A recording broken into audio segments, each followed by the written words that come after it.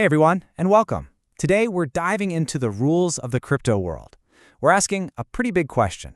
In this new digital frontier, who's really in charge? Who's the sheriff? And are they actually here to keep you safe? Let's figure it out. You know, it's a common feeling, right? You hear about these incredible opportunities in crypto, but then you also hear the stories about scams and crazy price swings. It definitely makes you wonder, is this whole thing just some unregulated Wild West? And for a lot of us, the answer can feel like a big yes. It can seem like this lawless place, and that leads to probably the most important question you could ask. Is my money actually safe here? And these aren't just random worries. We're talking about your actual money and your security. But you know, what happens in every single Wild West story? Sooner or later, a sheriff shows up to bring a little bit of order to all the chaos. Well, in the world of crypto and finance, our sheriff has a name. Regulation. And its job isn't to shut everything down, but to make the town a safer place for everyone.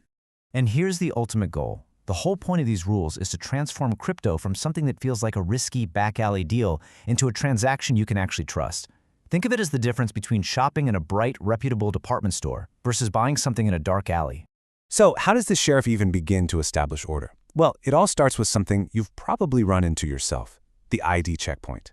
This is where all those rules and regulations start to feel really personal. And let's be totally honest, this is the part that can feel, well, kind of annoying. You're excited, you're ready to get started, you just made your account, and bam, suddenly the platform is asking you to pull out your passport or your driver's license. Why do they even need that stuff? It's a pretty standard three-step dance, and you've probably seen it on tons of financial apps. First, you create your account. Then you put in some basic info, and finally, you have to securely upload some form of ID. This whole procedure, by the way, has an official name. It's called the KYC process. So, why the hassle? Why do we have to go through these extra steps? It might just seem like another annoying box you have to check, but I promise there's a super important kind of hidden benefit behind it all, and it's the real key to making the entire system safe. To really get this, let's use an analogy that makes it all click. Just think about going to the airport. Nobody loves taking their shoes off or pulling their passport out for the 10th time, but we all do it. Why? And that right there is the whole point. That small, personal inconvenience provides a massive collective benefit. At the airport, it means a safe flight for every single person on board. In crypto, it means a safe platform for every single user. It's the exact same idea, a tiny bit of hassle for a whole lot of security. So that process we talked about, KYC, it stands for Know Your Customer. And it's way more than just a formality. It's basically the first line of defense against the bad guys. By making sure everyone is who they say they are, it becomes incredibly difficult for scammers to just create fake accounts and disappear with people's money. Now, KYC works together with something called AML, or Anti-Money Laundering. So if KYC is the bouncer at the door checking IDs, AML is the security inside, watching the flow of money. Its whole job is to spot and stop funds from criminal activities, like from hacks or scams, and it prevents the platform from being used as a getaway car for crooks.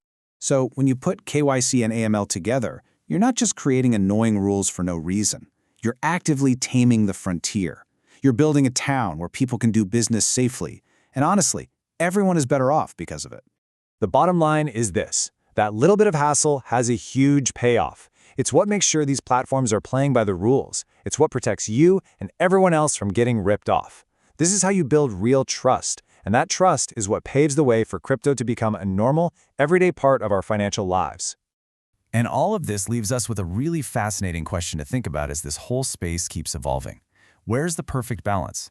Is all this regulation just a path to some much-needed safety, or could it end up becoming a barrier to the very freedom that crypto was built on in the first place? Definitely something to think about. Thanks for tuning in.